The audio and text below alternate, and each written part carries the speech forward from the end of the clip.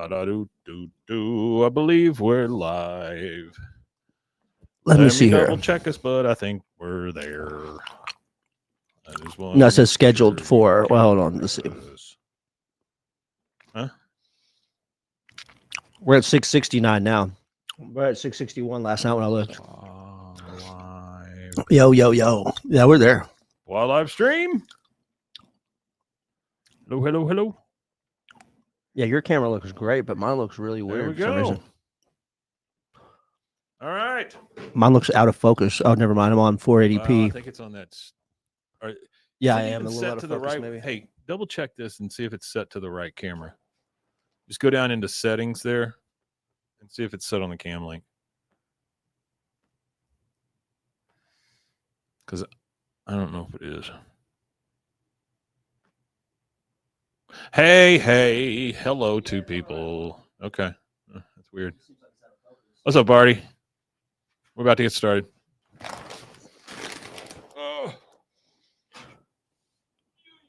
Oh, wait. Let's see. Get comfortable and sit like you're going to sit.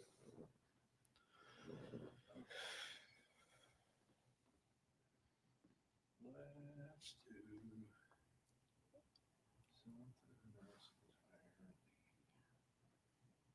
Woo!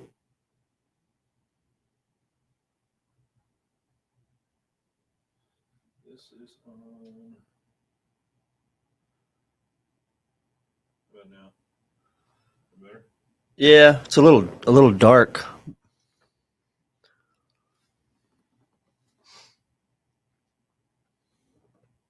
Get the camera so I can see it. You move the camera with your leg. Oh, I did. No, then I unhooked it.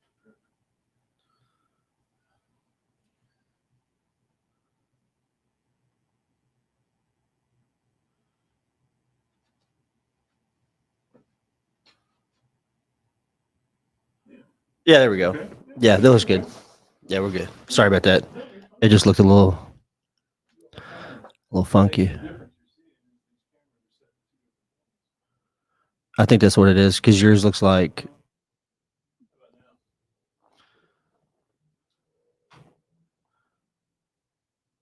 I'm waiting for it to catch up. Ah, yeah, that's better. Yeah. Yeah. All right, children. Hello, kids. How we be today? All right. I think that's good. I think we're in the money here. Ho, ho. Yeah, Artie, I got your notes, buddy. Got the notes. Mason is in the other room. But he had everything pretty well set up when we got here. So, all right. You ready for this? I am ready as I'll ever be. Let's do it.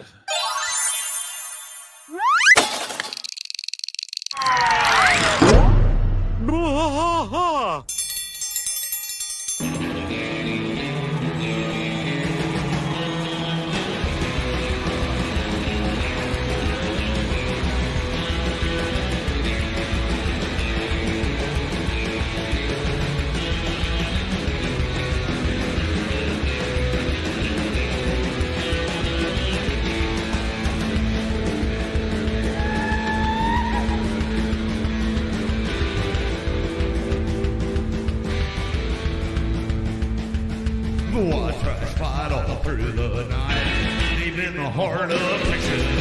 The trailer park is nice and dark, deep in the heart of Texas. That drinks his brew and he spits his chew, deep in the heart of Texas. The TV blares, but no one cares, deep in the heart of Texas. Here we go!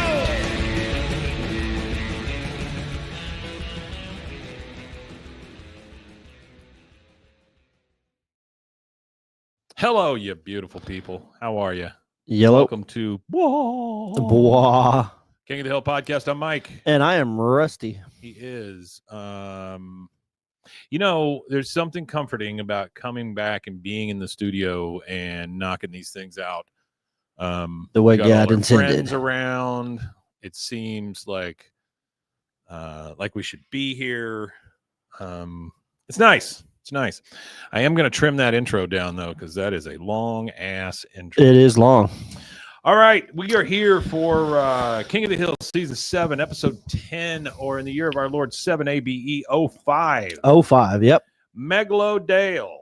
Now, when I looked up this script, Yeah. I went to IMDb because I get a little bit of information about it, like directors and writers and stuff. This one says it aired the same day as Pygmalion. Yeah, it aired on January 12th, So they did 1997. back-to-backs? Because Pygmalion was January 12th as well. Hold on, let me check. I might have said that wrong there. It says it's the same directors, same writers, everything. I mean, it might have. Let's see. It could have been like a back-to-back or something like that. I understand that. But Yeah, January 12th, 2003, written by J.B. Cook and Cindy Tang Loveland. Yeah, 2003. Sorry, not 1997. That was my fault. Yeah, I misread. But yeah, January 12th, 2003. It's the 136th episode of King of the Hill. Okay. And then Pygmalion So we're thinking was January 12th, 2003. Right. Well, let's see what January 12th was. It might have been a double feature after a major sporting event. Well, that's what I'm saying. Maybe it was. But it's weird that they played Pygmalion and this one, because these are both a little weird episodes. Yeah, it was. There was. I think that was the championship games. Okay, that makes sense. I think it was the AFC and the NFC. It was the divisional. It's fine. It just caught me off guard when I saw that both of them were on the same. No, sorry, day. it was a divisional round. So it was Pittsburgh versus Tennessee. Tennessee won in overtime. Atlanta versus Philly. Philly won. New York Jets versus Oakland. Oakland won. San Francisco versus Tampa Bay. Tampa Bay won. Okay. All right. And that was the 2003. Yeah. Good enough. This says Hank puts his reputation on the line when he recommends Dale for an exterminator job at Megalomart, only to realize that Dale thinks the vermin is Chuck Mangione. Bobby cheats at a game by stuffing beans up his nose. That is about as succinct as you can get. That is about as succinct as it gets. I really think it's funny, though, that he thinks the whole time nobody believes him. He's like, it's Chuck Mangione. And then it ends up being Chuck Mangione. Quite a coincidence that it turns out the way it does. So we start outside of the big Megalomart, and all the employees are out front because the store is closed currently. So the doors have not been opened. So all these employees are out front smoking cigarettes and eating donuts and just wasting time until the store is open and they can go in and go to work. You see the closed sign with old Chuck on it hanging from the door. Employee 1. Well, before you dive into that, I just wanted to jump into something real quick. I'm going to go ahead and hit the voices before we get to them, just because there's two voices in here, and there was a TV show at the time that was really popular. There was a TV show at the time that was very popular, and both of them came off this TV show. And later on in another episode, another voice actor from the same show would be on as well. But Topher Grace voices Chris. Topher Grace. This is obviously the show Friends, Eric Foreman. And then Danny Masterson, yikes, Scientologist, now currently in jail for 30 plus, 20 plus, whatever his sentencing was, is voiced by Corey.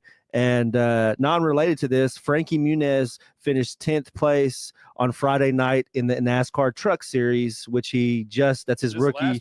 It's his rookie it's his rookie season, and he'll be in it now he'll be in the whole season of the NASCAR Truck Series, and he got 10th place. But so the voices are Topher Grace, Danny Masterson. They're from obviously the hit Fox show, The 70s Show, and Laura Prepon. The girl who plays Donna, she actually comes in and she voices April in the Talking Shop episode, which is episode season 8. It's in season 8, episode 22. It's actually episode 22, season 8. The show was gigantic at one time. Well, it was so big that they made a 90s show. Not only did they make the 90s show, a bunch of the people that were in. A couple of people that were in went on and did that one TV show where Ashton Kutcher is like the football player who fails in the NFL. Yeah, goes to the farm. Danny Masterson was in it too, but like he fails out of NFL or whatever, goes back home, and his dad is like Sam Elliott or whatever. The Ranch. Already mentions Tom Arnold. Tom Arnold plays the manager here. Yeah. We're getting there. I hadn't got that far down the line you yet. are right, Artie. The B plot is pretty freaking weak. I can imagine they had more of it, but it got cut because probably it is weak. Yeah, but you got Norm Gladwell, which is the manager, is voiced by Tom Arnold, and then obviously Chuck Mangione voices Chuck Mangione. I love it when Chuck shows up. Yeah, I like Chuck. I like Chuck. I like the priest. All of those ancillary. Are you talking about the characters? The I'm from Minnesota. That lady, Minnesota. So we start out there, and all these employees are just waiting around to get inside. And then here comes Hank and the manager talking to each other, walking along. As they walk, the employees start exercising. Like, I guess that's what they're out there to do to begin with. Well, some jobs, like a Japanese company or whatever. Well, some jobs, even like at the factory job, hopefully we'll be working it soon. Yeah.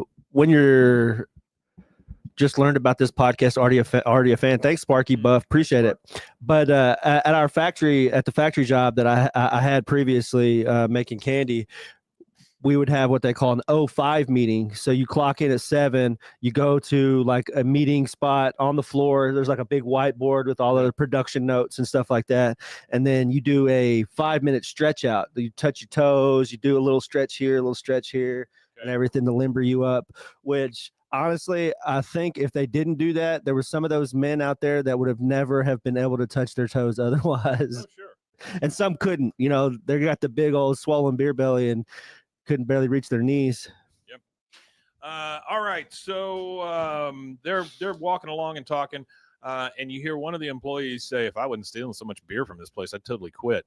The other guy says, "Yeah, we should build our own Megalo Mart. Call it like Coolo Mart." And then you hear "Blue Vest incoming," and so they start chanting and exercising. Who's the lowest? We're the lowest. Megalo team, Megalo fun. And then under somebody's breath, you hear Megalo Mart sucks. Imagine that being like Dooley. I know nobody did it, but it'd be like Megalo sucks. Yeah. So Hank says, "Exercises, huh? I got to tell you, Norm, when Megalo Mart first came to town, I hated it, but I got to admit I like buying my hammers and pants at the same store so I can see how they look together." So there you go. There's the fashionista. He's a little fashionista, isn't he? Very nice.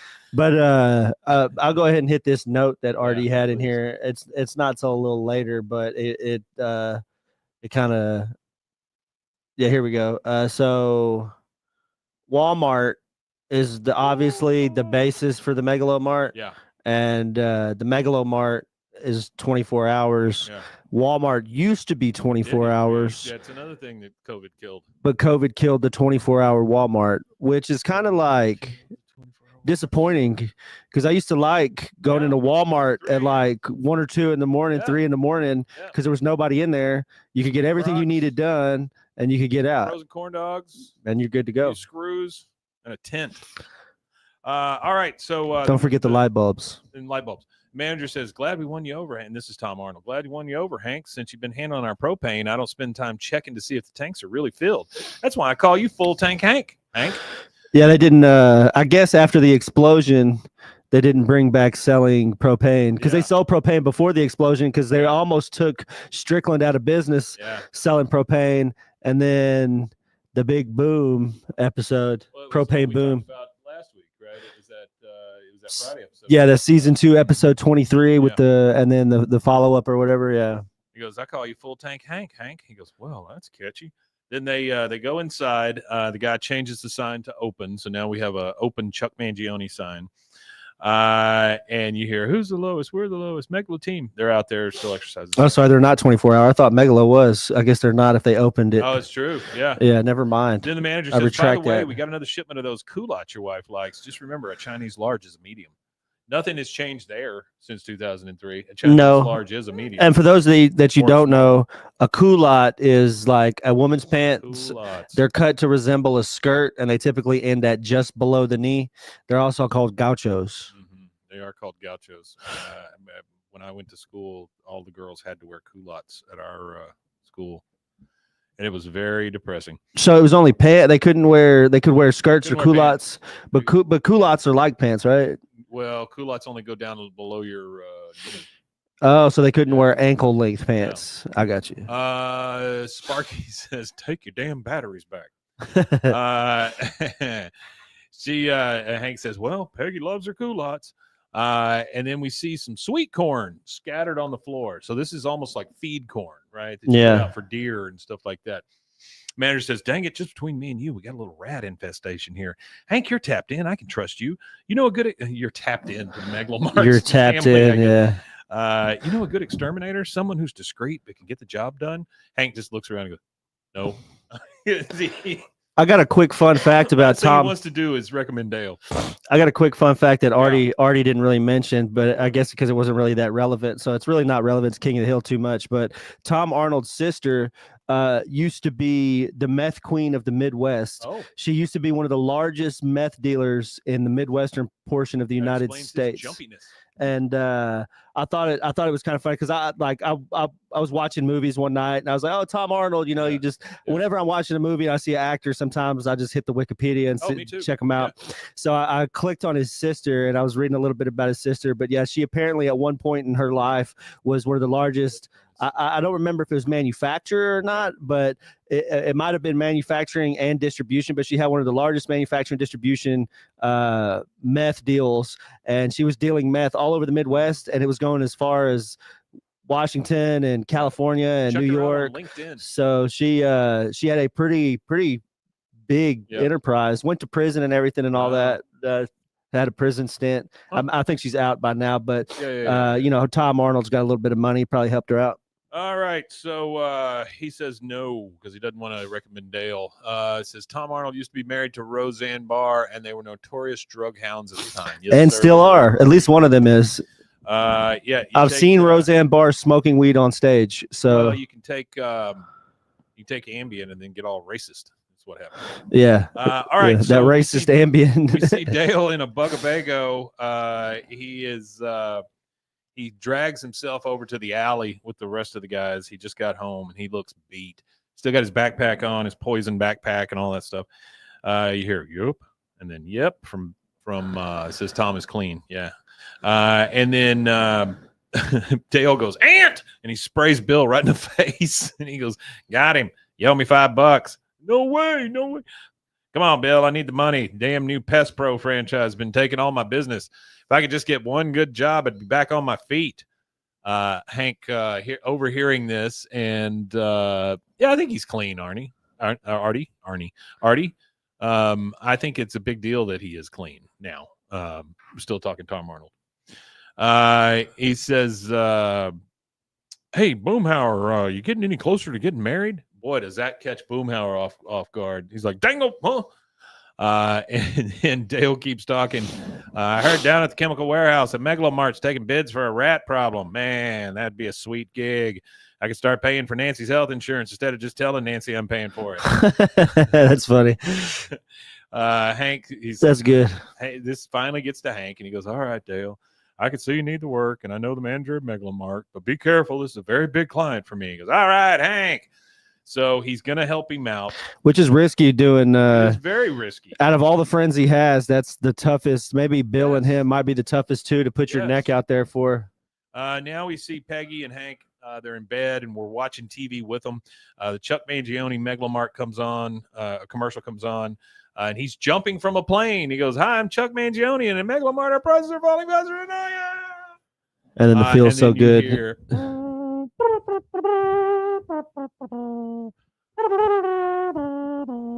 "Feels So Good" by Chuck Mangione. Chuck Mangione. Also on the screen flashes 20% off all shoes. Blah, blah, blah, blah, blah, blah, blah, blah, blah. Hello. Except for Peggy size. Yeah, no kidding. They don't have those 20. They don't have 20% off on those shoes. Those shoes are too big for them. The amount of material that it takes to make those shoes, the discount would cover that 20% of shoe. Yeah, her shoes. It was 20% off all regular shoes, 0% off gigantic shoes. Hank says, "I just don't know about putting my reputation in the hands of a man I wouldn't lend my mechanical pencil to." Boy, that is rough right there. Peggy, that is course, rough. How this is the dynamic of their friendship that I don't understand oftentimes, because he's gonna go and put his reputation on the line for not in a small way, in a pretty big sense. Megalomart's huge. He's gonna let him just run rampant in the middle of the night with chemicals all over over the store. But he can only imagine what's no, for sure. Peggy, of course, being always supportive, says, look, Dale needs this, and if there's one thing Dale can do, it's kill things. Wait, does Megalomart still have a pet department? Hank says, no. She goes, oh, he'll be fine. Yeah, imagine the fit, that's one thing that I miss about Walmart is the fish, the aquarium stuff they had. I know it was probably kind of barbaric, like the conditions and how it was kept, but when I was a little kid, they would have where they sold the fish, and you could go in. I would go stand and look at all the fish, and I remember the live lobsters. I actually was a live lobster for a summer for Walmart. There were a lot of. If anybody gets that joke, it's actually a Casey Rocket joke. Have you ever heard of Casey Rocket? He said he goes on stage and he goes, 1 year for a summer, I was a lobster at Walmart. Like he worked as the live lobster for a summer. So Artie says Chuck is still doing Megalomart even after he suffered stress/trauma from the explosion. And then he has been shown to have anger issues. Yes, you're absolutely right. Yeah, for sure. I think Megalomart hires cheap. Plus, they already had all those standees made. Yeah, I don't think that Chuck Mangione could be that expensive. But speaking of King of the Hill, and I know we're on some tangents today, and I know a lot of people don't like that we do this, but tangents oh well. Be damned. Yakov Smirnoff, he has an episode in King of the Hill, and he has the club in Branson. He started a podcast. Oh, yeah? And you know what's funny about this podcast? He goes and finds like these Instagram personalities that have made it kind of big, that are touring and stuff like that, doing comedy and stuff now. And he has them on their show, but they have no clue who he is. Oh, wow. Oh, that's nice. And that was the funny thing. He has this one guy named Damon Darling, the guy's name is, and he does kind of stuff in grocery stores where you need $1. He has like money in his pocket. He said, "Oh, you look like you need $1. You look poor," and he'll give people like $1. And he had Yakov Smirnoff had him on, and he had zero, not even an inkling of an idea who Yakov Smirnoff was. Oh, I'm sure. And that's what the booker, because Damon Darling has a booker, and he was like, "Yeah, I don't know who you are. I don't know why my booker booked this." So he's like, "I just show up when my booker tells me where to go." And he's like, "Yeah, I'm actually a famous comedian." He's like, "I was as big as Jerry Seinfeld at one point." So she says, "Does he have a pet department?" He says, "No." She goes, "Oh, he'll be fine." He goes, "Well, I guess he'd do the same for me. I mean, whenever he prints up that fake money of his, I'm usually the 100 gribble bill." The $100 gribble bill. $100 gribble bill. All right, then we get that big overview of Arlen, like we always do as a transition. The old Wes Archer. Yeah. And then we see Dale loading up the Bugabego. Hank standing there. He goes, "I don't know how to thank you, Hank. I'll let the fellas down at the Shoebox Greetings do it for me." And he hands them a card. Shoebox is always the one that was 99 cents. Hank says, "Just thank me by doing a thorough, discreet, professional, quiet, detailed, courteous, efficient job."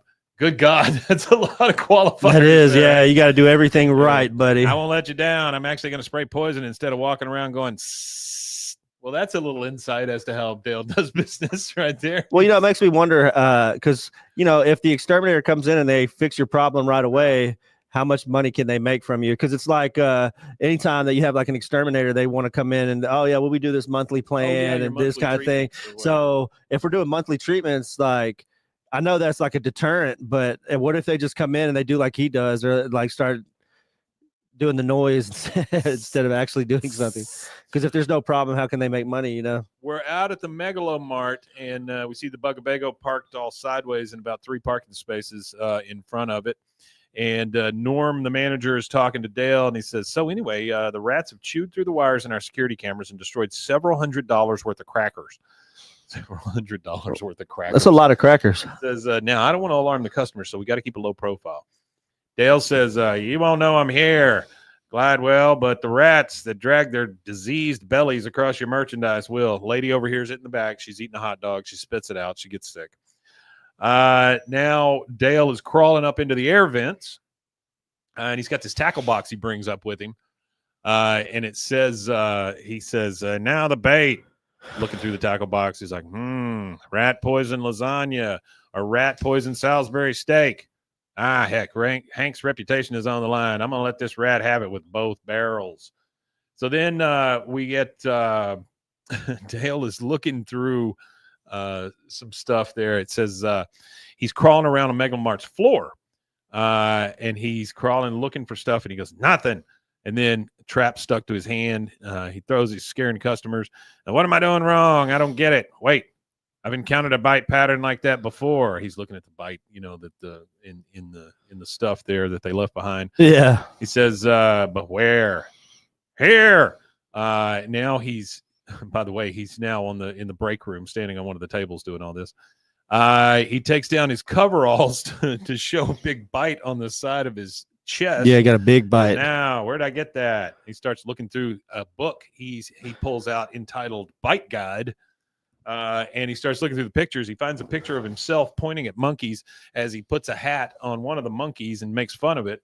And he goes, possum, manatee. Of course, when he sees the monkey. Goes, I think it's funny that he says manatee. Like why would you get bit by? Where are you at in Texas where you're getting bit by a manatee? Jungle Country Safari. I'm not looking for a rat at all. Now we have, we go over to the music department. We have these two idiots that were saying they steal beer and all of that from Megalomart. And they said they're over there making it's like a card tower. You know how you make a big tower out of playing cards? Yeah, I know how. I've never done it, but I've seen it been done. Yeah. They're making one out of CDs. Isn't that what they say? Isn't that like an expression? Built a house of cards or something like that? Yeah, some kind of expression. They're making one out of CDs, and one of them says, "This is art, man. I told you we should totally build stage designs for Creed," which I think is funny. I think that is funny. Creed was pretty big at this point. Creed did the Super Bowl? Yeah. Oh, that's crazy. Yeah. They were that big. Dale's on the phone. They actually have, and it's kind of funny with the internet now. You get these resurgence of songs or artists that are like outdated. Yeah. So Creed, with the invent of the internet and the popularity of the internet now, Creed has actually had a pop as far as like their record sales and things like that. They had like a slight jump, and it's kind of funny too because anytime, good for them, they probably need it. Yeah, probably. Anytime a song is used in a trend, like an old song or whatever is used in a trend, the record sales jump for that. Yeah. Like Fleetwood Mac, when that guy was riding that skateboard, drinking the cranberry juice, listening to Fleetwood Mac or Stevie Nicks. Yeah. They had their song went to like #1 again. That what was that song? It's that big Stevie Nicks song. That one, yeah. I don't know. I can't remember the name of the song, but it went big so again. Dale's coming through. He's on the phone, and he goes, "Hank, it's going better than I could possibly have expected." Hank on the other end, he is in his kitchen on the landline, and he goes, "Oh, good. Did you catch it already?" Because he's just wanting Dale out of there at this point. He's like, "I recommended you. Get in there, get out of there now before anything goes bad." Not yet, but I'm on the trail. Remember when you said you hoped I learned my lesson from that run-in with the baboon? Well, let's just say lesson learned and applied. Then he kicks over the tower of CDs, and those two guys are like, dude. Oops. Have you noticed any baboons in the store lately? He says, from a distance, they may have looked like a large, hairy customer with a bright red ass. He picks up one of the Chuck Mangione CDs, and he goes, $39.99. That's weird. I bought this CD for $4.99 at CD Express, and I thought it was outrageously overpriced, albeit quite pleasant to make love to. One of the employees says, yeah, man, it's real strange. Sometimes we see things and like the prices are totally marked wrong. And I know I didn't do it. I know he didn't do it. The other one says, yeah, and sometimes in the morning, the Mangione standees are all facing a different direction than they were the night before. How do you figure that? Dale said, you've added a piece to the puzzle. Now, where the standees move sloppily as if by a monkey, neatly as if by a man. I said neatly. He goes, as if by a man. So now he goes over to the manager, and the manager is currently working with a couple of other employees from Megalomart, trying to get an old lady unstuck from the blood pressure cuff machine. She's jammed in there. He goes over and says, here's the deal, Gladwell. This gig may be less of a quote-unquote extermination and more of a quote-unquote murder. Manager says, just tell me you can handle it. Hank says you were the best. He goes, Hank said that? I mean, I knew he'd put in a good word for me, but the best? All right. That's crazy. Even he was second guessing the situation. He's like, what? Hank said, what? Yeah, definitely foreshadowing, Hardy. Because I'll need to spend it. He goes, I knew he put in a good word for me, but the best? All right. I'll need to spend a night here as my prey seems to be nocturnal in nature. Manager says, I don't know. It's against company policy. He said, I guarantee success by morning or Hank Hill is a braying jackass. What? Which I'm sure after, if the situation didn't pan out, I'm sure the owner would probably think Hank is a braying jackass for recommending Dale. All right, now we're at the Hill House. Peggy and Bobby are in the kitchen on the table there, and they're playing "Don't Spill the Beans." You ever play that? Don't spill the beans. Is that like it's a little pot of and beans. then you got to and the last bean in and it tips kind of thing. Yeah, I've never played that. Yeah. I'm not a really big board game guy. I don't really like board games too much. I mean, I'll play with the kids and stuff if they want to play certain games and stuff, but board games were traumatic in my household as a kid because everybody's all got like high emotions on board games and like Monopoly or anything like that. The only board game that we played as a kid that didn't end up in somebody trying to flip the game board was the Game of Life because it was all you just spin the wheel. It's no real there's not a real competitive nature to the Game of Life. It's just a real easy, chill game. But any game that had a competitive element to it, me and my brother and my dad and we're really, really competitive people. And my mom, not so much. And my little sister, she's pretty competitive in nature too.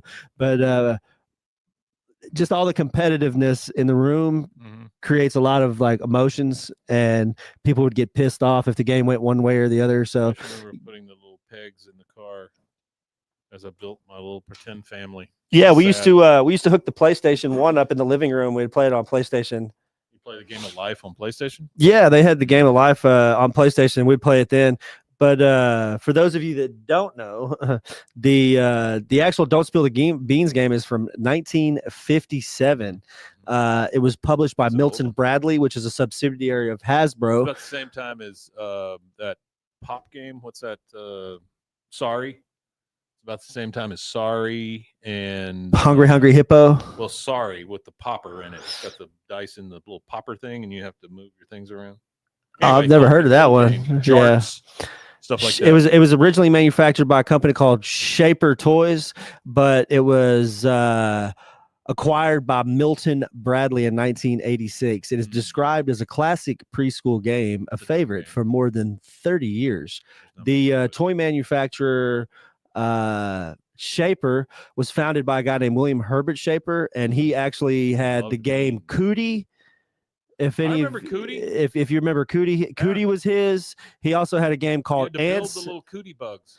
Yeah, and then he had Ants in the Pants. I remember Ants in the Pants. That was another tip over type game, but it was ants that you put in your pants. And then pair of pants. Don't Break the Ice. Don't Break the Ice is a classic. Yeah. So those were his games that he created. Though, all of those are very simplistic games. You know, the worst game in the world. What's that? Shoots and ladders. Oh yeah, I'm not a big fan of Shoots and Ladders. He also introduced. They suck.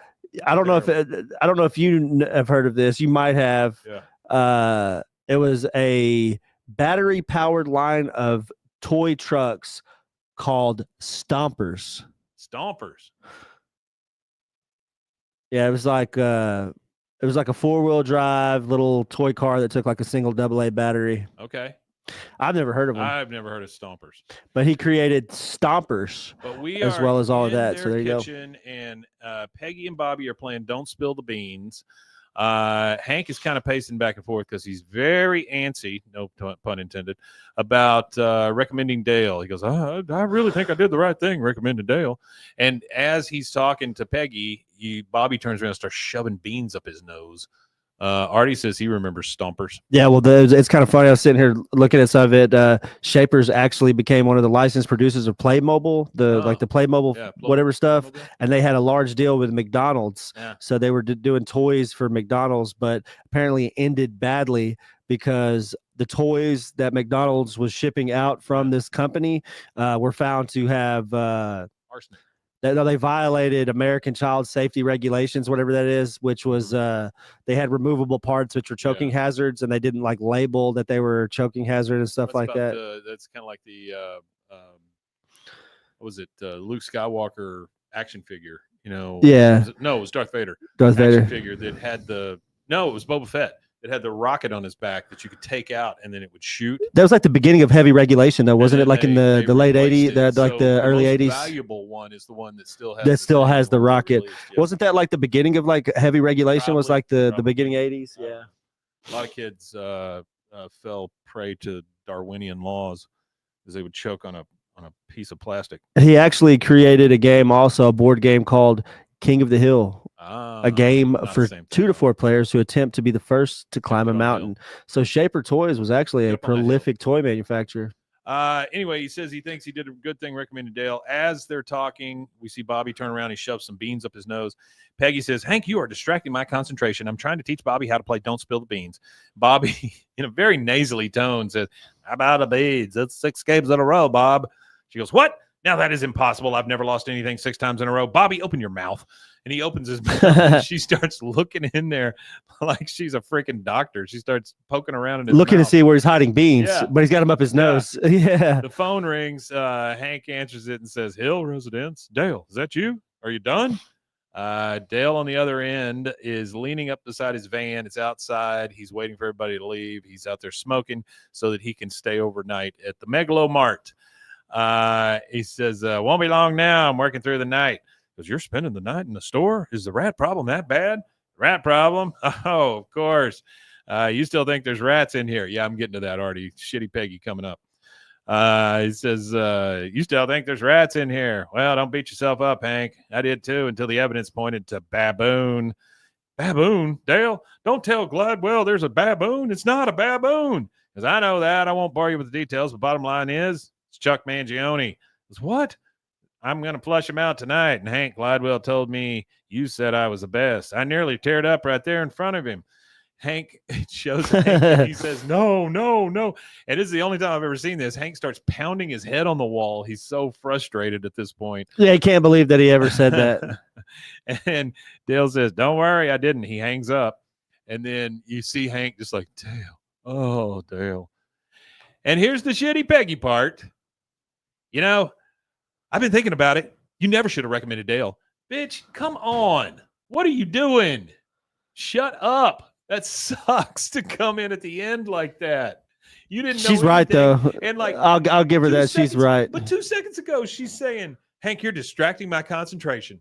Oh, get out of here. I'll give her that, though. He probably should have never recommended Dale. Oh, my God. Well, I think Hank knows that, too.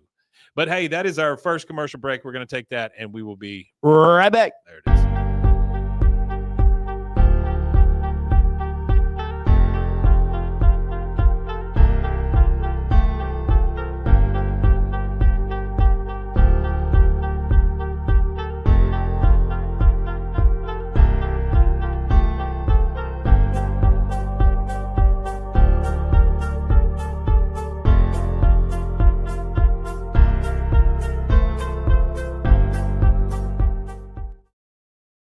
Hey, if anybody out there thinks there should be a woman's perspective on this show, please come on.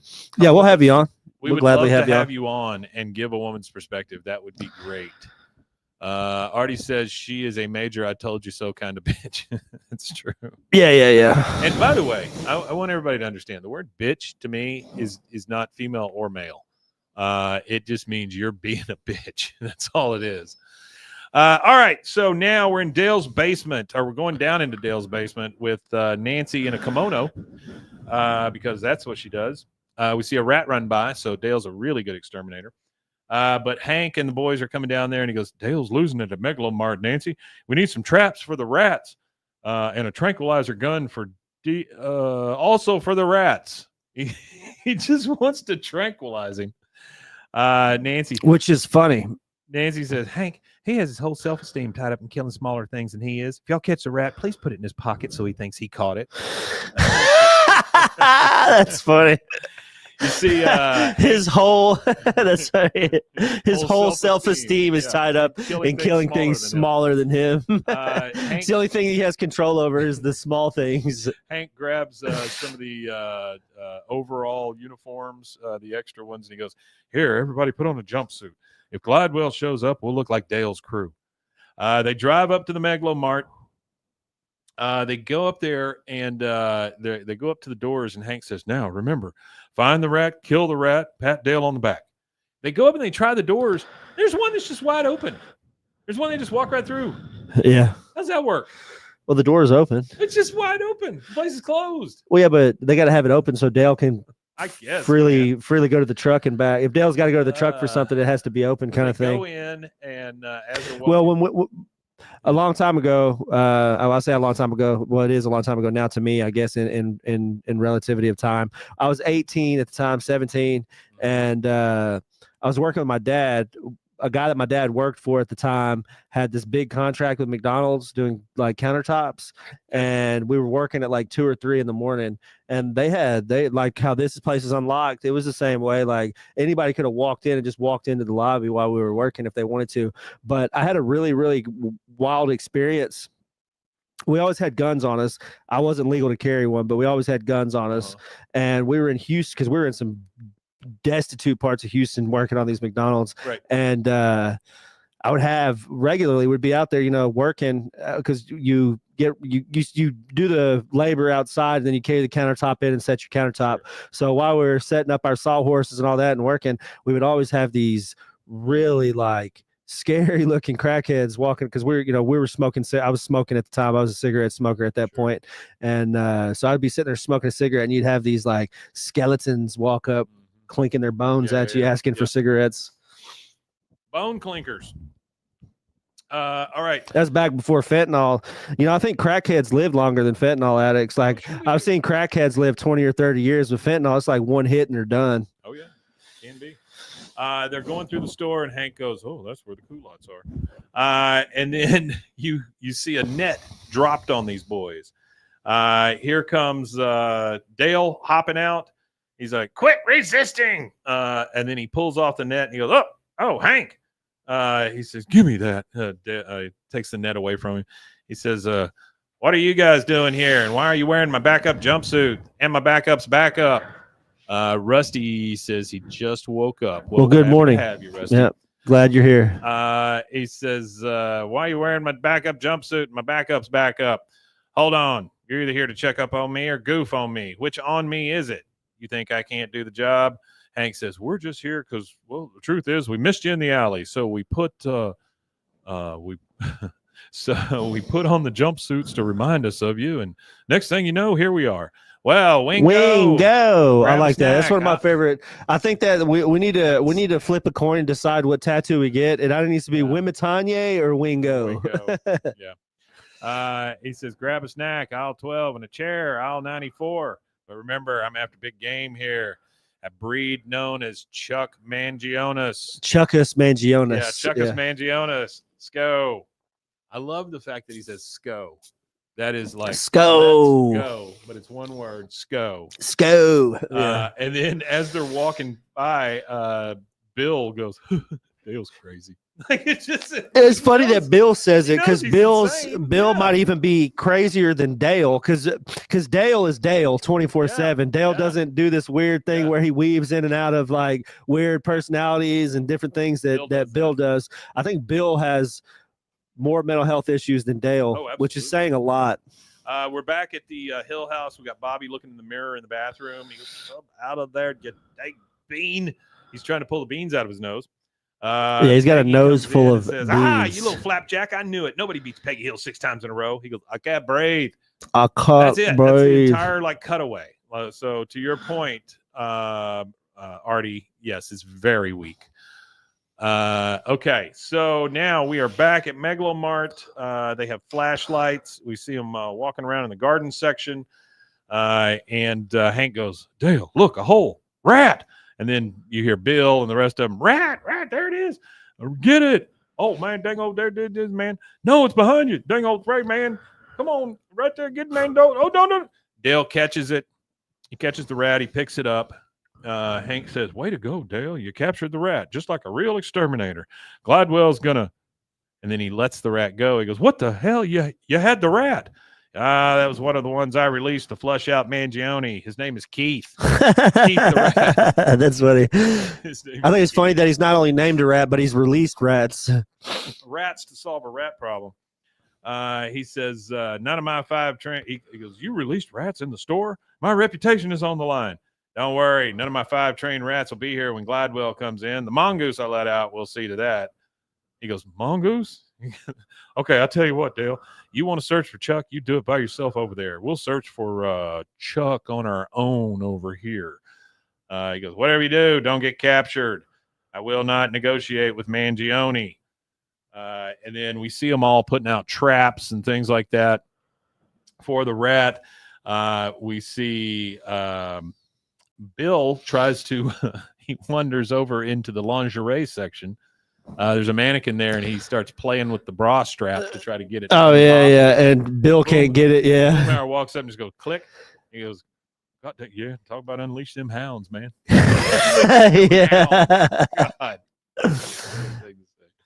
I thought it was funny that Bill struggled with it, and then Boomhauer just goes under and does the little flick. Then we see Boomhauer. He sees a like one of those anti-gravity machines, but the ones that spin, you know. Yeah. So he gets in that. Are you talking about like the It's almost like it's like a chair, like for NASA or something they would use to spin, like see if you can handle the G forces. Yeah. Why they've got one of these in Megalomart, I don't know, but they do. Yeah, I don't know either. Then we see Dale. He's over there with a mannequin with a crossbow. Yeah, and the fact that he released 5 rats, that's insane. There you go, gyroscope. Yeah, gyroscope kind of thing. Yeah, you got it. But you see Dale over there with the crossbow, with the mannequin and pulley ropes on it and stuff. And then he puts out bait. He goes, crossbow armed, and now for the bait. And he puts out a 99-cent Chuck Mangione CD. He puts 99 cents over the $39.99. That's his bait. You hear some footsteps and stuff going. He goes, Bill, Boomhauer. Boomhauer now gets into that anti-gravity machine. He starts, woo, man. And then he sees a shadow, and they push it and they spin it super fast. Like he's going too fast in this anti-gravity thing. Yep. Oh, Chuck Mangione got him. He goes, hey, man, stop that. Hey, just, it's got me. And then he sees Chuck Mangione's face as he's spinning around. And then up comes Hank, and he goes, dang it, Boomhauer, you have one of these at home. You're supposed to be working. He stops it with a broom handle and gets him out. And then Boomhauer, God dang old Gribblebird, man, that dang old Mangione comes in, turns switch, man, starts spinning around like my head, man. He goes, what are you talking about? Man, I'm talking about that dang old Chuck Mangione, man.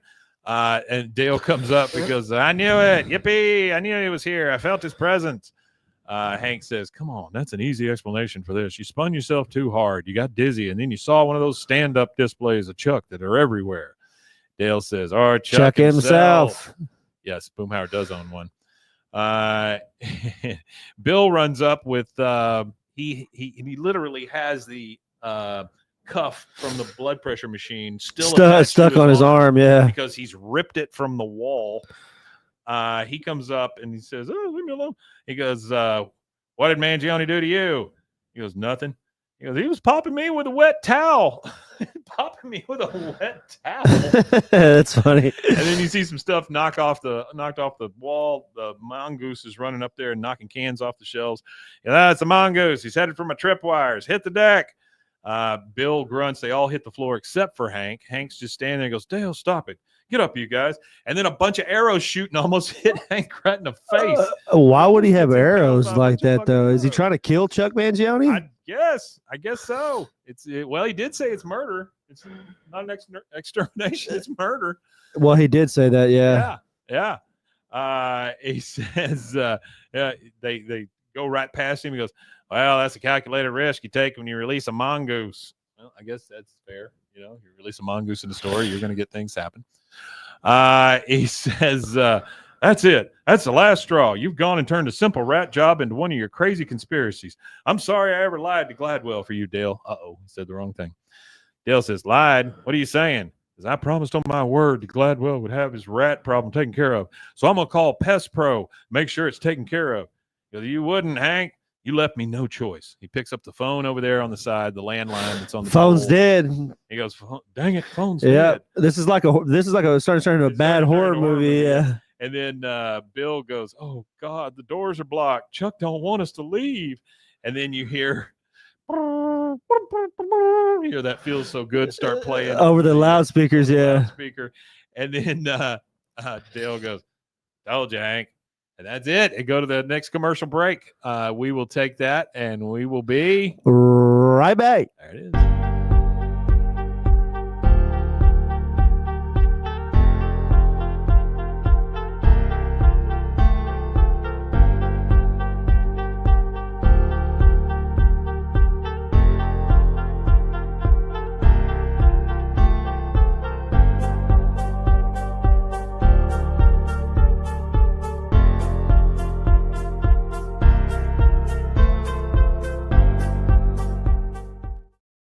And we're back. And we're back. Here we are. And here we are. And you're still listening. And we appreciate it. And we're still here. So we see the guys over there. They're starting to light up some lanterns. So they have some light there in the Megalomart. He goes, Hank says, "Look, Dale, I'll admit something bigger than a rat must have moved those soda machines. Now come on, help us push them away so we can get out of here." Dale says, "Yeah, that's exactly what Chuck wants you to do. First one to touch those machines will be electrocuted. Then while the rest of you saps are staring at a charred and twisted Bill, Chuck will pounce." He just assumes it's I think of how funny how like how he's talking about Chuck like he's some type of predator animal, you know what I mean? I love the fact that he assumes Bill's going to be the one to be electrocuted. Well, he would be. He's the first one to want a soda. Charred and twisted Bill. So Chuck will pounce. And then Bill says, "Dale, man, I don't want to die twisted, painful." Dale, help me out of here. What do you think we should do? Dale says, "What are you asking me for? I'm Loony. I'm going to find me a Chuck. And if you're lucky, when I check his stomach contents, there won't be you." He runs off. I don't think Chuck's a cannibal. I don't know. Dale runs off. Hank's left there. He's like, "All right, if we're going to make it through tonight, think. He goes, "Okay, let's form a back-to-back triangle so no one can sneak up on us." They get into this weird triangle, and they're just like shuffling through the aisles there. Which is kind of funny now that Hank's buying into it's not a conspiracy, but the quote-unquote conspiracy. Yeah. So I think that's funny that finally Hank's buying into it. I like when Hank gets a little more involved and gets a little more like buys into things a little bit. It makes it more interesting. But they're in this weird triangle, and they're kind of spinning around, and they're doing like, nobody can get on your six kind of thing. So we can sleep so we ain't got to sleep with our heads in the mud. That's what that reminds me of. This is good. We just keep our wits about us. Everything will be fine. Then you hear a loud clanging. Everybody starts screaming. He goes, "You were supposed to keep your wits about you." And then Hank yells. Now we go back to the week week B plot here. Yeah, we're at the doctor's office, actually at the Heimlich County Medical Center, the ER. And the doctor says 6 beans. And then Bobby goes, he says, "Why don't you go home and get some sleep?"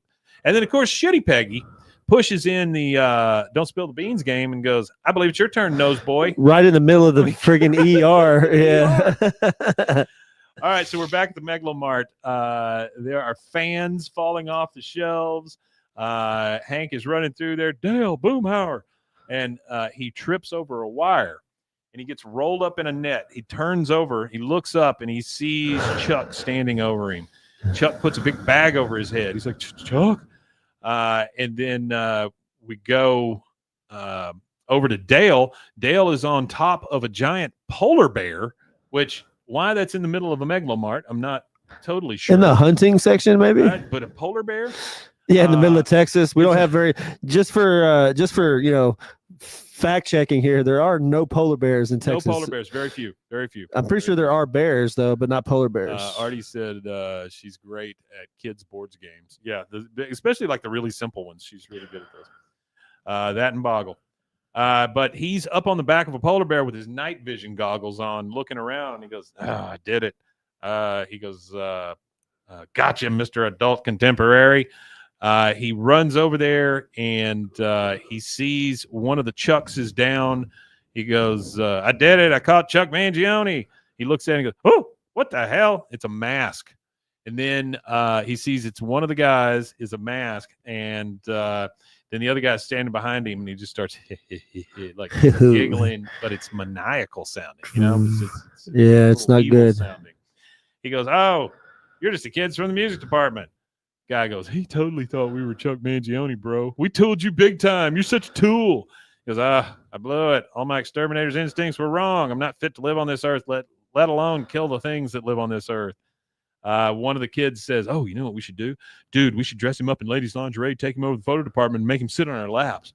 And the other one says, wow. Shave his head like we planned. Yeah, that other one. Really whoa. Yeah, that's a little extra there, brother. Then you hear Dale kind of shriek. And then over the PA, you hear, come out wherever you are. And then the other one says, you can run, but you can't hide. And then Dale is kind of backing up. He gets pulled into the toilet paper by a hand. Somebody grabs him, pulls him in, and then shuts the toilet paper door behind him so that these guys can't see him. And they're racing around kind of trying to find him in the store. He looks over and he goes, all right, who are you now? Let's take off the mask and quit mocking me. He starts pulling on the Chuck Mangione beard, and he goes, ouch, watch the lips, man. So it's the real Chuck Mangione in the toilet paper fort in the aisle. And he goes, oh, watch the lip, man. He goes, it is you. It's really you. So I'm not crazy, but you are. He goes, you let a mongoose loose out in the store. He goes, you're living in a toilet paper fort. Let's agree to disagree. I thought that was funny. Yeah, Chuck, he's like, I don't get it. What are you doing he's like, here? I'm crazy because I let a mongoose, but you're in here living Let's in a damn teepee for it. Who's crazier here? Yeah. He goes, what are you doing here? This is a long way from the Merv Griffin show.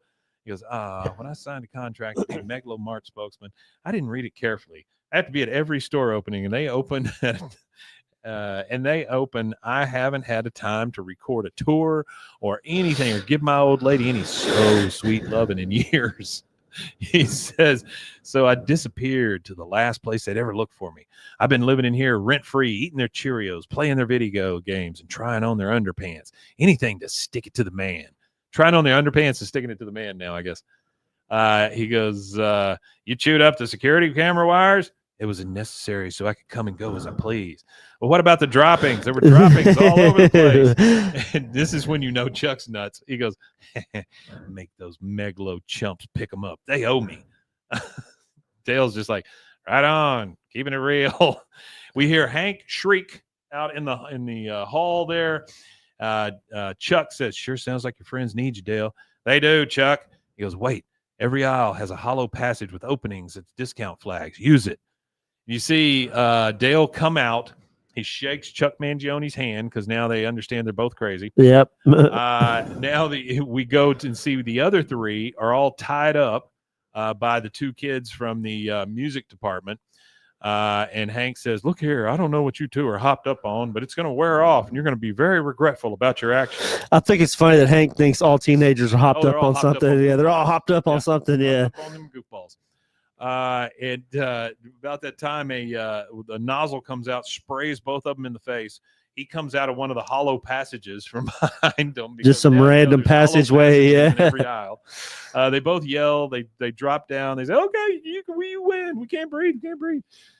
Dale comes out and says, gentlemen, the infestation is over, except for the mongoose, but I'm sure he's found a new home. Then this is my favorite scene in the entire thing. It flashes over to the ball pit because they've got a ball pit, and you just see the mongoose's eyes and just looking up out of the ball pit. Yeah, now lives in the ball pit. That's the best. Now it's a little far after that. We see the cops taking the kids away. The manager of the Megalo Mart comes up and he goes, thanks for the recommendation, Hank. If I'd called Pest Pro, they would have just sprayed in here and I'd had some parents of dead teens suing me. He goes, nice work, Gribble. He goes back to the truck. He goes, yeah, nice work, Gribble. He's chuckling. Chuck Mangione in the Megalo Mart. That's what Bill's saying to him because they're all getting in their cars. They're leaving. And they think he's crazy because he always said it was Chuck Mangione. Nobody ever saw it. No, everybody experienced something, but nobody ever actually saw Chuck Mangione. Artie's got a good point here. He says, for the record, Chuck Mangione is randomly shitting in a Megalo Mart to make employees clean it up. Which is kind of it's kind of funny, you know. Absolutely true. It's kind of funny. It sounds like a Tom Green skit. It does. Bill's making fun of him. He's like, yeah, nice work, Gribble. Chuck Mangione in the Megalo Mart. And then Boomhauer's like, yeah, man, that dang old man, Chuck Mangione, probably in Hollywood right now, man. Sticking that old Mini Driver. Mini Driver? Sticking that old horn to Mini Driver, yeah. Weird-ass pull. But not to run off too far on a tangent while we're on the end here, at the end here, I think a lot of those types of shows, like Jackass and all that, I don't think a lot of that exists without Tom Green. Oh, I'm sure. Because Tom Green was the first one to do the man on the street pranks where he's, there was one that I really liked where he's just laying on the ground, like face first, and they have like a camera that's just watching him lay there, and people are like coming and checking on him. And then like somebody's like, should we call an ambulance? And then somebody calls an ambulance, and then he just gets up, stands up, and then just walks away. All right, so they're kind of making fun of him because they thought he thought it was Chuck Mangione and all that stuff. And Dale knows the truth at this point, but he's not going to say anything. He goes, "Yeah, my mistake, silly me." And then Hank says, "Look, it might not have been Chuck Mangione, but he found the pest and took care of the problem. Dale, I'd recommend you anytime. Sorry, I doubted you." He shakes his hand, and then from the inside, you hear the Chuck Mangione song "Feels So Good" playing. Hank says, "What was that?" Dale just goes, "Muzak, just Muzak." Gets in his Bugaboo and takes off.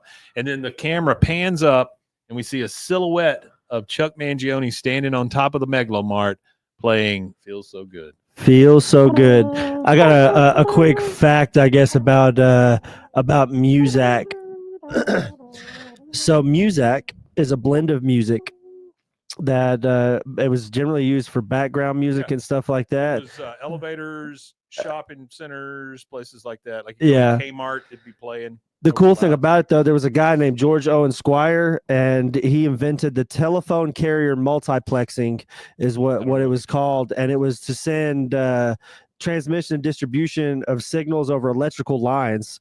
So he was able to deliver music to listeners without the use of a radio. Yeah. His name was Squire. So that's how Muzak kind of started. Muzak was a big deal. Muzak, when did you say it was invented? Well, the technology that allowed Muzak to exist was invented in 1910. And he got a bunch of patents in the 20s and stuff, the guy that did it. And the first usage of it was on Staten Island, where it would deliver music to customers inside of stores via electrical wires. And then he was inspired by the made-up word Kodak, and he was like, Kodak, Muzak. And then he came up with Muzak, which became the new name of the company. And they actually, in 1937, got bought out by Warner Brothers. So it literally, like, you could go and look up right now, because I've seen the tapes and stuff that you could buy from Kmart, like old Kmart tapes from music they played in Kmart. But for another couple of fun facts about it, Dwight D. Eisenhower was the first president to pump Muzak into the West Wing, and Lyndon B. Johnson actually owned the Muzak franchise in Austin, Texas, was owned by him. And then NASA reportedly uses Muzak in many of its space missions to soothe astronauts and occupy periods of inactivity. So, yeah, Muzak is a huge thing. It was used in all kinds of convenience stores and stuff like that. Kmart and stuff use that. I think they actually have went bankrupt now, and they don't exist anymore, according to what I'm reading here. They're called Mood Media now. Media Music. There you go. All right, and so we see him on top of the roof. We hear him playing "Feels So Good," and we go to black. And we go to black. We see some credits. After the credits, we hear, "That's where the culottes are." That's where the culottes are. We have made it through season 7 episode. Artie said that Tom Green tortured his parents. You are correct. He did torture his parents, but without him torturing his parents, we wouldn't have the Eric Andre. We wouldn't have Joe Rogan or any of that. Joe Rogan, there's a episode of Tom Green when Tom Green switched to doing his broadcasting straight out of his living room and straight to the internet, which what we're doing now is what Tom Green is the godfather of, essentially, like us live streaming right now from a comfortable space and not a formal Hollywood studio somewhere. He invented that. That is definitely Tom Green. Without that, we might not be where we are right now. He's got a new comedy special on Netflix. He does. He also has a documentary out too on Amazon Prime, I believe it's on. Yeah. And I really, Tom Green was a big part of my youth. Yeah. Tom Green and the Tom Green Show and all that. I didn't know he was a cable access. See, I didn't know that he was started on Canadian Cable Access. Yeah, he started. I didn't know that. Pretty grassroots type stuff. You know, he started really young and yeah, like I didn't. Watching the documentary, it was cool to see all this stuff, and then it's like boom, I'm like exactly where I remember exactly when I got him. Oh sure. And that's whenever he finally switched to American TV, or they picked him up over here, and then he segued into online, because I remember going online to specifically look and go to Tom Green's website to watch the because they would do it live, and sometimes I couldn't see it, but they would be archived there, so you could go back and you could watch all the stuff. He was recently on Fart Knockers TV. No, the podcast is Tom Segura and his wife. Oh, the Bear Cave? Mother's House. Oh, Your Mom's House. Your Mom's House, I think, something like that. It is Your Mom's House because YMH Productions. YMH, yeah. He was on their podcast, and he was and they were talking about, oh, well, you're the big inspiration for pretty much this entire industry, because it was funny. They had mentioned how Joe Rogan was on that. It was like 2007. Joe Rogan was on there, and he was talking about, well, we got to figure out how to turn this into money. Like, how do we make money? Because Tom Green had money, so he didn't have to make money doing it. Like, I'm sure eventually he made some money doing it, but he wasn't making. And then they like flashed to a clip of Joe Rogan saying, "I've got fuck you money," which he did that. He did that multiple $200 million contracts with Spotify, and it was funny because the first deal he did was an exclusivity deal, and they gave him $200 million just to be on Spotify, and then now they re-upped his deal, but now he's back on YouTube. So it's like, why would you pay him twice for the same thing, and there's no exclusivity? I don't know. Well, the issue with him being back on YouTube is the fact that they have not figured out how to monetize him enough. And so they're trying to have their cake and eat it too. They're trying to get their Spotify money as well as monetize him. Yeah, he's got a bunch of sponsors and stuff, I'm sure. Oh, sure. That's the thing with a lot of that YouTube stuff is a lot of them don't make money on the YouTube revenue because of the content of their programming, but they make tons. And it's like Kill Tony can't monetize through YouTube because of the content and the language and stuff like that, but they've got so much money in sponsorships it doesn't even matter. Oh, sure. Well, guys, thank you so much for joining us. Yeah, we appreciate you. Appreciate it. Thanks for all the chatter. We really enjoyed that. This is a good episode. It's one I refer to a lot because of the crazy ass Chuck Mangione being left in the store. A couple things. One is, if you can, go over to TexasCreatorAwards.com and vote for us. We would love to have your vote. I think it says Rusty, right? Yeah, I think it's just under Rusty. It just says Rusty on the podcast thing. Yeah. I think it just says Rusty under podcasts. You can vote for him there. Also, those awards will be streamed live here from Waco, Texas, March 2nd at the Hippodrome, the historic Hippodrome. Artie says Joe Rogan is a successful dick, but he's just a dick with money. Yep, that's true. I don't know. I like him. I like his MMA takes. It will be the day after the Waco Block Party we're having here, so March 1st and March 2nd. But it will be streamed. So if you guys want to get on that, we'll have a link for you at some point. Please check that out. We have been doing a very bad job of our other podcasts, but we will get back on that soon. Swimmer's Ear. And then the thing to look for Friday, we had an article written about us, and I didn't even know it existed until I saw it this morning. I didn't know it existed until you said it to me this morning, so there you go. It was written on February 14th by somebody at Lone Star Live. It's not a ton of information, but it is nice to be written about. It is cool. You guys, thank you so much for being here. We do appreciate you. We love each and every one of you. Without you guys, this would not be what it is. Yeah, we do appreciate you guys. I think there's probably just one thing left to say. Actually, a few things.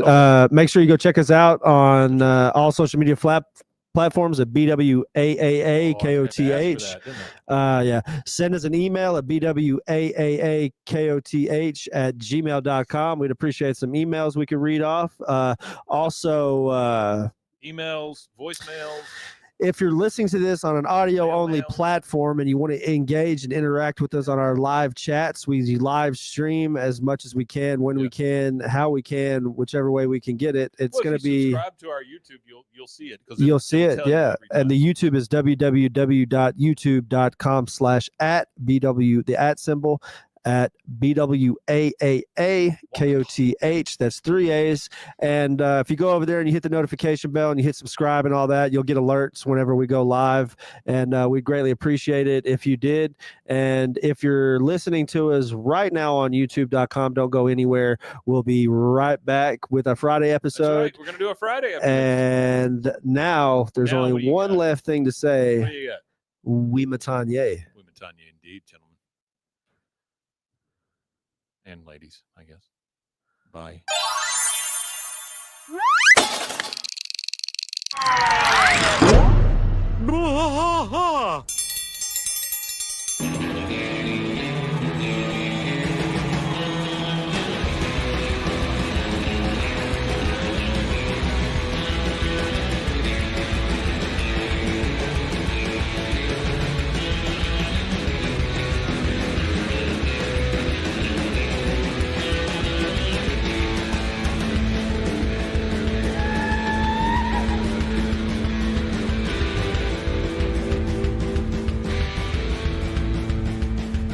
BWAAA trucks fight all through the night, deep in the heart of Texas.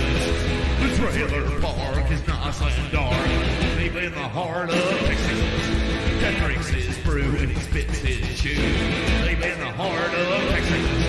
The TV blares, but no one cares, deep in the heart of Texas. Here we go!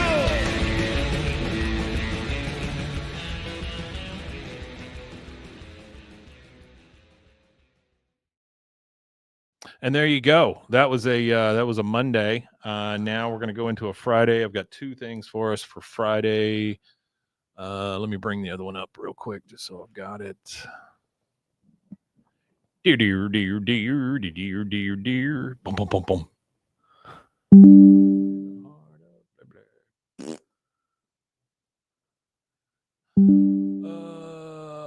Boy, just so many pop-ups. Chrome, thanks so much for all of that, because I can't get to anything because you're. What's the article on screen called again? Oh, this guy! I had a chance to watch him. It's how the King of the Hill revival will be updated. Modern setting teased by creator. Yeah, I found it.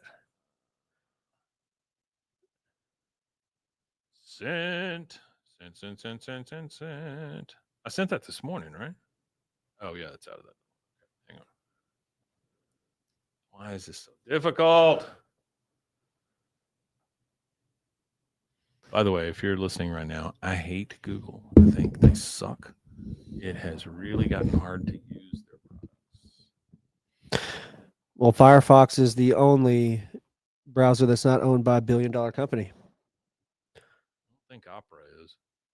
Oh, Opera might not be. All right. Yeah, the other one's a Screen Rant one. Actually, it's owned by a Chinese public company now. 72% of Opera is owned by a company called Kunlun. Kunlun. In Love me a good Kunlun. China. All right. Let's get this Friday started now, huh? What you say, children? Nobody's using Copilot, Microsoft. Nobody wants it. Yeah, Opera is owned by a $53 billion company. All right, here we go, guys.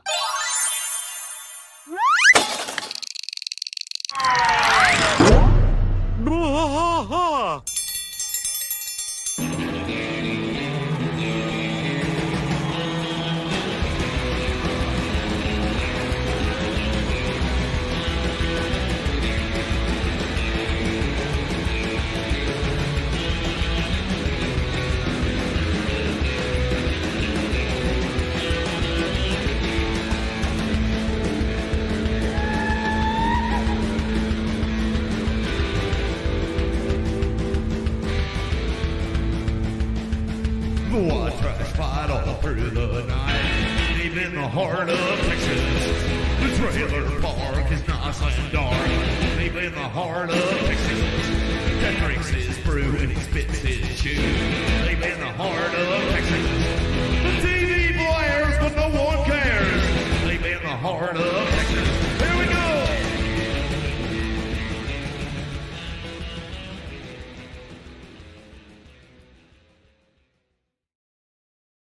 Hello there, Internet. How Hello. are you? Hello, Welcome hello. to BWAAA. King of the Hill podcast. I'm Mike. And I am Rusty. He is. He still is. And it is a That Ain't Right Friday. Welcome to Friday. It is. Hello, and it's a cool Ari. Friday episode. Happy Friday. Hello, Rusty Shackelford. What you drinking? I'm not drinking anything. I don't have anything left. I think he's got a coffee over there. I got a coffee, yeah. Blah, blah, blah, blah, blah, blah, blah. Says back already. And we are happy to have all of you guys. Thank you very much for joining us for a Friday. Now, couple things. Let me do this because I want you to see it. I'm going to share my screen. Yep, it's about as good as I can do, guys. Okay. So I've got an article here. Which is kind of cool that we're mentioned in an article anywhere. Well, it was an article written specifically about us. Which Well, is, you know what? You know what we should do? me. We should email the author of this article and ask them if they I'd love to have 'em on. want to. No, I was going to say do an interview of us for this Yeah, that'd website. That'd be great too. So this is at LoneStarLive.com, and I'll share the link here in a little bit. It says, get your King of the Hill fix before the revival premieres with this dedicated podcast, and it starts talking about us. It says, King of the Hill co-creators Mike Judge and Greg Daniel appear to be keeping their lips sealed about the premiere date for the animated series' long-awaited revival. But that's not stopping fans from discussing past episodes and analyzing every breadcrumb they can find about the upcoming season. Take BWAAA, a King of the Hill podcast, for example. This podcast has been around since 2022. Host Rusty Shackelford, no, not Dale Gribble's alias, and Michael Hamilton. I love that they use my formal government name. They'd use your full-blown name there. Recently sat down with Waco, Texas's CBS affiliate KWTX to talk about the podcast, how it came to be, and what listeners can expect as a reboot approaches. Like many fans of the show, Hamilton told KWTX, I just can't remember. I just remember kind of identifying with King of the Hill when it first aired in 1997. There wasn't anything on TV that talked about our way of life, and by that, I just mean a little slower Central Texas feeling. Shackelford echoed Hamilton's sentiments, adding, you can go to any neighborhood in Texas and meet these characters. They're people you know in your real life. They're really relatable people. He hopes listeners and viewers connect with the podcast relatable content in a similar way. The very first episode of BWAAA, King of the Hill podcast, was released by Rogue Media Network in 2022. On the show, Hamilton and his co-host analyze King of the Hill scripts line by line. You guys have been there for that. Each episode focuses on a specific script, but with the reboot coming soon, the show will have brand new content to analyze. They've already posted an episode talking about possible episode titles for a revival that appeared on the Writers Guild of America's online project directory. We did do that. Speaking of the revival, Hamilton told KWTX he hopes the show stays true to what we know and love now. New episodes of BWAAA, King of the Hill podcast, drop at least once a week. It's twice a week. Viewers can tune in on YouTube, Apple Podcasts, or Spotify. Very nice. Well, you know what's even crazier about it is somebody actually had to go through our YouTube. Well, no, they went through that. Yes, they went through that, but they also... No, because look, they not only did they go through it, they timestamped one of their links. Yeah. They went through our YouTube and timestamped one of the links to go and talk about Lara, because the episode we did the episode titles. There we are. So they went and they actually timestamped the link, so they listened to something. That's and really they had great, to dig man. through. So yeah, I think I might email and reach out to cool. just to thank them, if nothing else. It's extremely flattering. You know, like I say, it's just kind of a fluff article or whatever, but still, it's very nice to be mentioned in an article. Hey, I don't mind getting fluffed up. I don't mind being fluffed. Yeah, fluff us. And then second part of our episode here, let's go over this. Now, I have not read this article completely, so we're going to kind of discover it together. This is also from Lone Star Live, I believe. No, wait a minute. We don't want this one. We want the other one, don't we? Screen Rant. One from Screen Rant. Which I've read this one. You pretty much could skip most of that first part and go to the part where it's like quote from it's in gray. There's like a gray box. Appreciate it. Where Mike Judge it's like a quote from Mike Judge. Yeah. let me share the other article. This one is actually from Screen Rant. The Disney part freaks me out a little bit, but how King of the Hill revival will be updated for modern setting, teased by creator. Yeah, so I'll summarize that first part real fast, real quick. So pretty much there was a Hulu Animayhem panel, and Screen Rant was there. That's why they've got this article. Mike Judge was there, and he talked a little bit about the show. He didn't dive too deep into everything about what's coming up. He shared pretty much just some insights and stuff. So, King of the Hill. Well, yeah, we're working on it right now. It feels great. Does it feel like visiting with old friends? Yeah, totally. I mean, we have the original cast back, and a couple of them are here for Futurama, actually. But no, it's great. I mean, King of the Hill, when we were first doing it, we were coming up with taglines, and it was something like, Andy Griffith is back and he's pissed off. And we didn't use that, but like, there's a little bit of like, oh, Hank's back and he's pissed off again. And yeah, I mean, I don't know. It was always, because like we talked about it being grounded and just sort of about everyday middle Americans. I think there's something to be said about that now that, well, I won't get too into how we're doing it, but it's going to be, they've been gone for a long time and they're back. They're maybe a little older. Sorry, somebody else. They used. I think it's funny that the tagline, one of the taglines they came up with when they were first doing the show was Andy Griffith is back and he's pissed off, because that's what Hank is. He just seems like an angrier Andy Griffith. Yeah, the thing is that didn't say much, but it is kind of nice to see Mike Judge reference it and talk about what they're doing.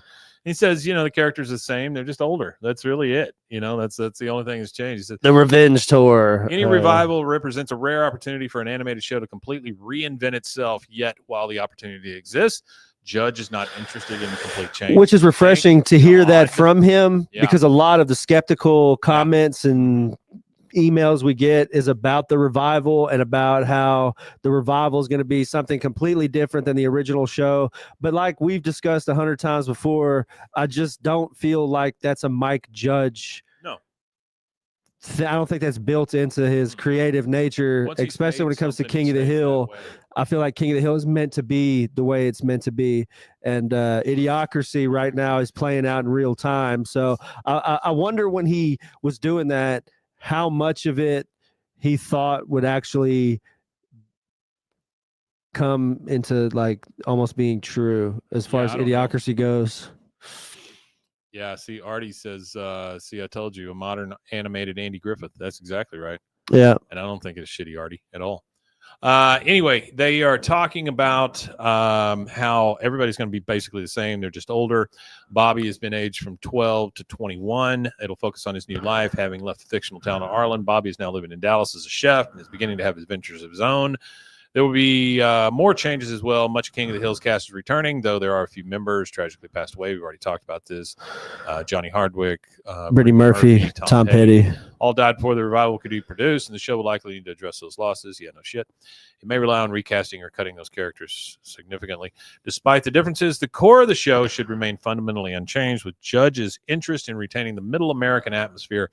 The characters will likely continue to be grounded in the lives of regular everyday people living through absurd situations. The sitcom humor will remain, and many characters will be returning. Judge's Hank Hill, Kathy Najimy's Peggy, Pamela Adlon's Bobby, Stephen Root's Bill, and Lauren Tom's Connie have all been confirmed as returning cast members. And the other one, the Malay, I can't remember his name right now off the top of my head, but the Malaysian comedian for the new con. With so many reprised roles, King of the Hill should remain a recognizable show. So honestly, this is not much as far as an article goes, but it does show you that we have little to worry about, simply because Mike Judge is not interested in changing the characters, just updating them. And so I'm excited about it. Ronnie Chiang. There you go. I'm excited about it because I think I'll take more King of the Hill in my life anytime I can get it. And if it's just a little bit later in their lives, it's fantastic. So, all right, that is pretty much all we've got for a Friday. By the way, if you get a chance, actually, let me put that in the chat real quick. I'll give you the thing. Lone Star Live. I just want to put it in the chat here so we have access to it. Yeah, I'm glad that they recast Khan as well. I think it's cool that Khan's coming back. Khan to me is pretty important in the series. I think Khan is important into the series. Just if nothing else, it's a break from the other 4 guys, or whatever. Yeah. Anyway, thank you guys. We really appreciate it, and thank you to Taylor Kemments. I hope I'm saying that correctly. At Lone Star Live for writing this this great article. Thanks for writing an article about us. Taylor, we will be reaching out to you, I promise. Guys, thank you so much. Yep, Connie too, Artie, coming back. But thank you for being here. You want to tell them where they can find us? Yeah, you can find us at BWAAA KOTH on all social media. We're sitting at 669 subscribers. That's almost a 25-person jump since the last time that I looked at it. If y'all could go over there and hit subscribe, hit the notification bell. We're talking YouTube. We're talking YouTube. BWAAA KOTH on YouTube as well. You can find us pretty easily on there. We've got 925 videos at this point on there. So I need you guys. I would appreciate it if you would go over there to that, click subscribe, click the notification bell and stuff like that. Once we hit around 1,000 subscribers, the algorithm loves us even more and puts our show to more people. And we'll do something cool for 1,000 subscribers. Yeah. Pajama party. It does, pushes the way the algorithm and stuff on YouTube works is once you hit about 1,000, it kind of runs away with it for a little while. So I really want to hit that 1,000 mark so we could get out there and get to more viewers and get more people watching our show. Also, if you can go to TexasCreatorAwards.com and vote for us under podcast, that would be great. I think it's still just listed. It says Rusty underneath the podcasts.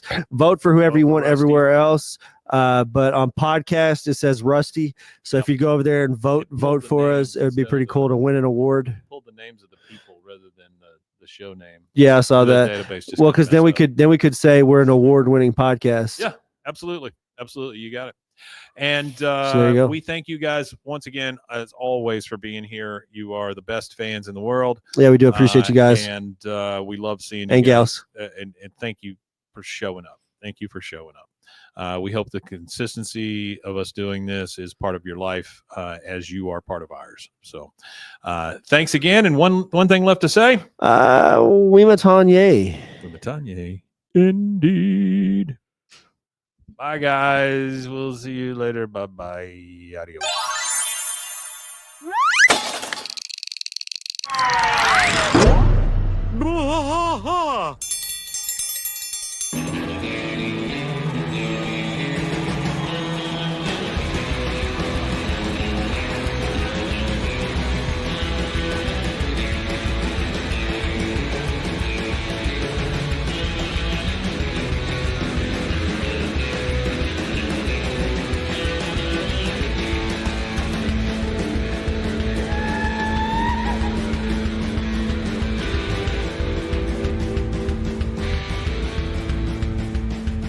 BWAAA trash fight all through the night, deep in the heart of Texas.